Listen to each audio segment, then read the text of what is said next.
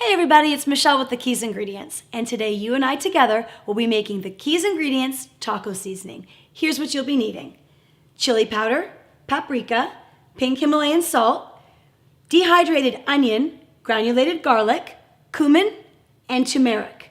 All right guys, let's get started.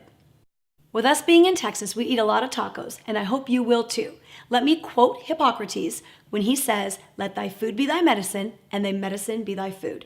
I think of that quote a lot as I mix this seasoning. Number one ingredient in here is turmeric. Number one on the anti-cancer list, and definitely anti-inflammatory. Then we'll go ahead and add some cumin. I want you to consult your recipe on this mix because these are not equal parts. We use a lot less cumin and turmeric than the other ingredients. This is a great way to work math into the kitchen. Get your kids in there to help you out. We're going to add some dehydrated or onion flakes, paprika, which I love to call the beauty spice. Go in here. Our pink Himalayan salt, which is beautiful as well because it's pink. That would be quoting my daughter.